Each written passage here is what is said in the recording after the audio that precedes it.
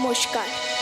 1431 বঙ্গাব্দের বৈশাখে Vidya Bharati girls high স্কুলের পক্ষ থেকে আজ আমরা সমবেত হয়েছি আমাদের সবার প্রিয় বিশ্ববরেণ্য কবিগুরু রবীন্দ্রনাথ ঠাকুরের 163তম জন্মদিবস উদযাপন উপলক্ষে। কবি রবীন্দ্রনাথ ছিলেন আনন্দের বার্তাবাহক। তার সৃষ্টিতে ঘুরে ফিরেই এসেছে আনন্দের বাণী। তিনি সকাল থেকে রাত্রি পর্যন্ত প্রতিদিনের অত্যন্ত অভ্যস্ত জীবনেও সন্ধান করেছেন আনন্দের। আমাদের সঙ্গে পরিচয় করিয়েছেন এই অনির্বচনীয় আনন্দরূপের অস্তিত্বকে। মা ও সন্তানের সহজ সুন্দর সম্পর্কটিতেও এই আনন্দে প্রকাশ ঘটেছে গানে, প্রবন্ধে, আবার কখনো কবিতায়। এই বিষয়ে আজ আমাদের বিশেষ নিবেদন, সে আমার জননী রে।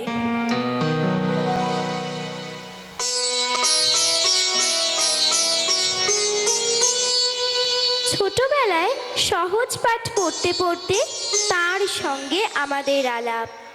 রাম বনে ফুল পাড়ে, গায়ে তার লাল শাল, হাতে তার সাজি। এরকম কত সহজে আমরা তার কাছে নানান রকমের গল্প শুনেছি। যেমন কুমোর পাড়ার গরুর গাড়ি, বোঝাই করা কলসি হাড়ি, গাড়ি চালায় বংশী বদন, সঙ্গে যে যায় ভাগ্নে মদন। আবার কখনো তার তৈরি কবিতার চরিত্রগুলি যেন আমাদের মনের কথাই আমাদের কাছে তুলে ধরেছে।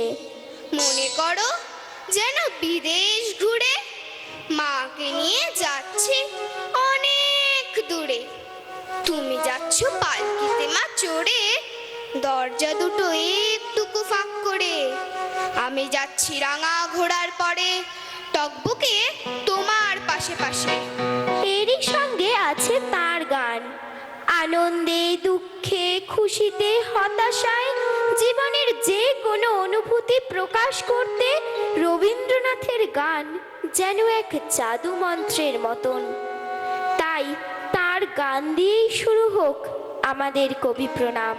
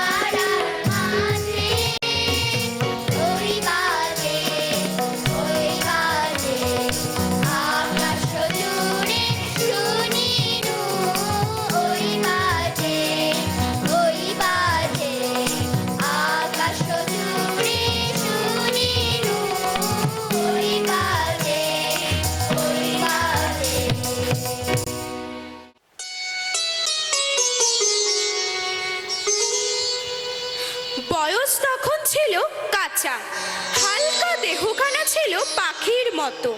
শুধু ছিল না তার ডানা, উড়তো পাশে ছাদের থেকে পায়রাগুলোর ছাপ। বারান্দা তার রেলিং পরে ডাকতো এসে কাক। ফেরিওয়ালা হেঁকে যেত গলির ওপার থেকে, তপসে মাছের ঝুড়িখানা গামছা দিয়ে ঢেকে। মনে পড়ে যায় কবির সেই ছেলেবেলার কথা। তখন তার দিনের পর দিন কাটতো হালকা চালে। লেখাপড়া, খেলাধুলো সব যখন সাঙ্গ হতো, তখন শেষ বেলায় মায়ের কাছে ফিরে আসতেন। মনে জানতেন সারাদিন যতই দুষ্টুমি হোক না কেন, মায়ের কাছেই পাবেন অফুরান ভালোবাসা। তখন তার সামান্য মহাভারত পাঠও মায়ের কাছে হয়ে উঠত আশ্চর্য সুন্দর। তাই তো মাকে তিনি খুঁজে ফিরেছেন নানান রূপে, নানান বেশে। ফিরে ফিরে গান গেয়েছেন তারই নাম ধরে।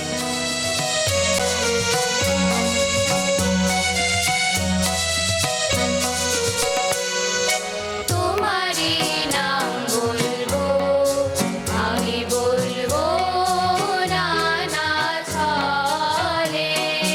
তোমারই নাম বলবো, আমি বলবো নানা ছলে। আমি বলবো একা বসে আপন মনে ছায়া তলে। তোমারই নাম বলবো, আমি বলবো নানা ছলে। তোমারই নাম বলবো।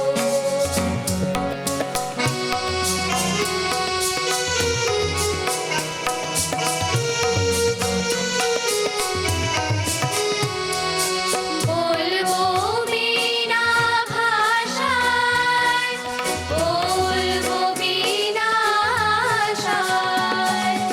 বলবো বিনা ভাষায়, বলবো বিনা আশায়।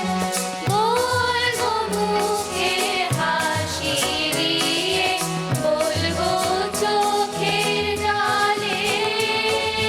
তোমারই নাম বলবো, আমি বলবো নানা ছলে। তোমারই নাম বলবো।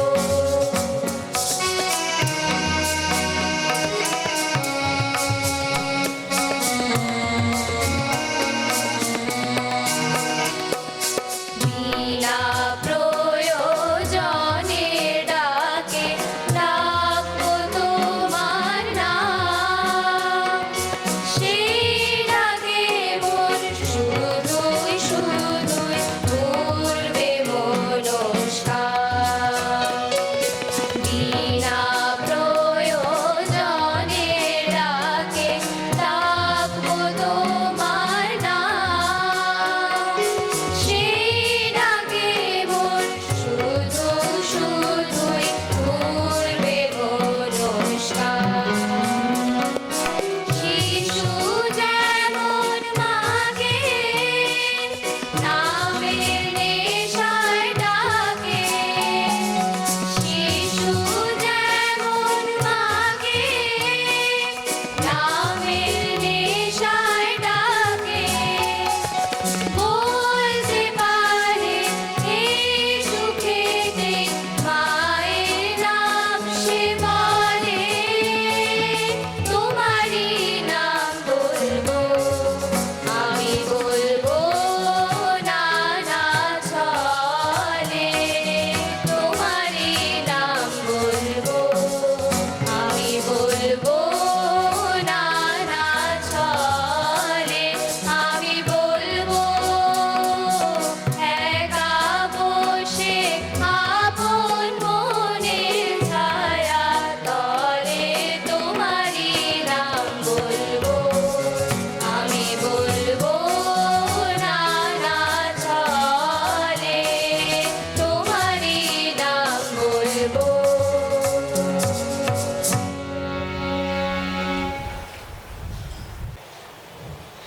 শিশু ও মায়ের সম্পর্ককে এক তুলির টানে রবীন্দ্রনাথে পারেন পৌঁছে দিতে প্রকৃতি মায়ের কোলে। সেখানে গাছের পাতায় লুটোপুটি আর রৌদ্র ছায়ার লুকোচুরি মায়ের সঙ্গে খুনসুটিরই নামান্তর মাত্র।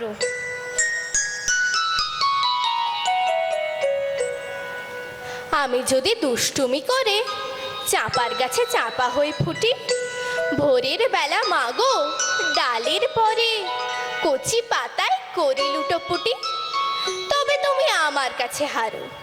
তখন কি মা চিনতে আমায় পারো? তুমি ডাকো খোকা কোথায় ওরে, আমি শুধু হাসি চুপটি করে। যখন তুমি থাকবে যে কাজ নিয়ে, সবই আমি দেখব নয়ন মেলে। স্নানটি করে চাপার তলা দিয়ে আসবে তুমি পিঠেতে চুল ফেলে।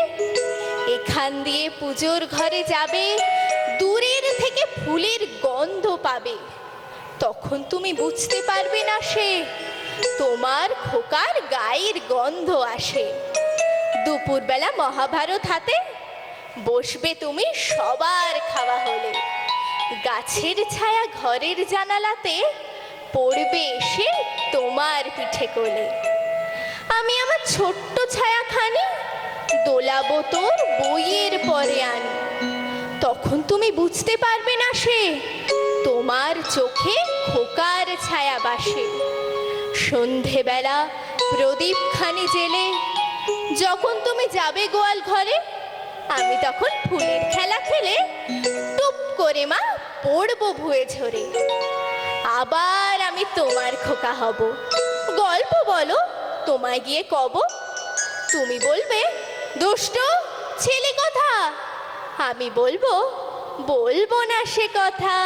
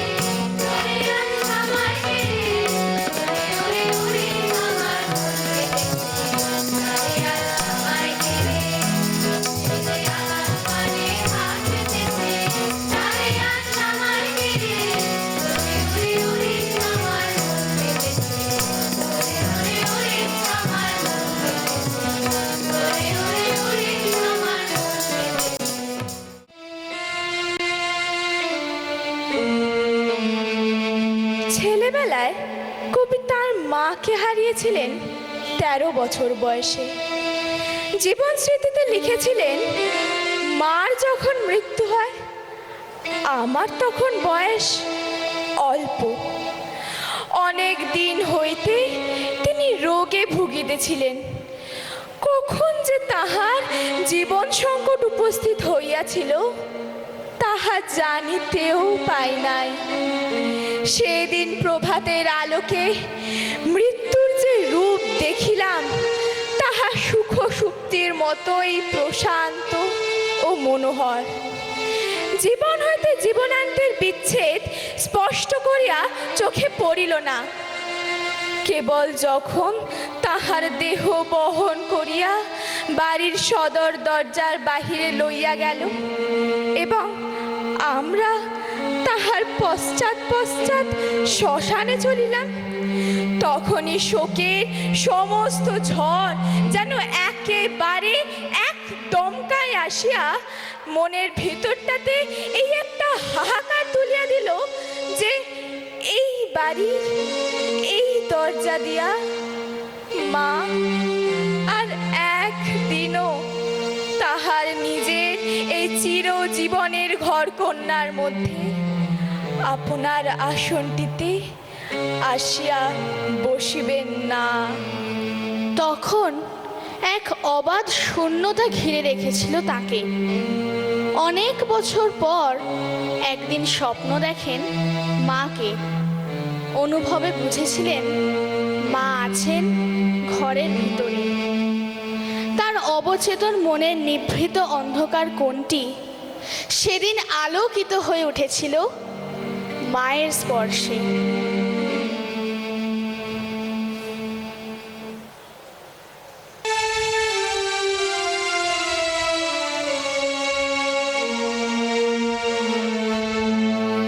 জননী তোমার করুণ চরণ খানি হেরিনু আজি করুণ কিরণ রূপে জননী তোমার করুণ চরণ খানি জননী তোমার মরণ হরণ বাণী জননী তোমার মরণ হরণ বাণী নীরব গগনে ভরে ওঠে চুপে চুপে জননী তোমার করুণ চরণ খানি তোমারে নমি হে সকল ভুবন মাঝে তোমারে নমি হে সকল জীবন কাজে তোমারে নমি হে সকল ভুবন মাঝে তোমারে নমি হে সকল জীবন কাজে তনু মন ধান করি নিবেদন আজি তনু মন ধান করি নিবেদন আজি ভক্তি পাবন তোমার পূজার ধূপে জননী তোমার করুণ চরণ খানি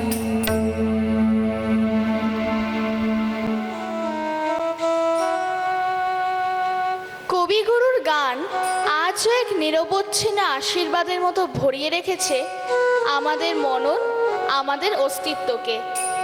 চেতনার আদিকাল থেকে সূর্যের কিরণের স্পর্শ যেমন আলোকিত করেছে প্রাণকে, ঠিক তেমনি রবি কিরণের প্রচ্ছন্ন ছটায় এক অনন্ত প্রসারিত ঐশ্বর্যের আশীর্বাদে ধন্য হয়েছি আমরা। মাতৃত্ব তার কাছে শুধুমাত্র একটি পারিবারিক বন্ধন ছিল না, তার কাছে আমরা শিখেছি প্রকৃতি মায়ের বন্দনা গান। শান্তিনিকেতনের উষর প্রান্তরটিকে সজীব শস্য শ্যামল ভূমিখণ্ডে পরিণত করার পেছনে তার অবদান অনস্বীকার্য। প্রতি বছর তার প্রবর্তিত বর্ষামঙ্গল ও বৃক্ষরোপণ উৎসব এবং এই উপলক্ষে রচিত গান এক সার্বিক চেতনাকে গঠন করেছে। তার গানে আমরা উপলব্ধি করেছি প্রকৃতির মাতৃরূপটি, সেই গানই হোক আজ আমাদের প্রণাম মন্ত্র। জয় হোক অসীমের, জয় হোক নবজীবনের।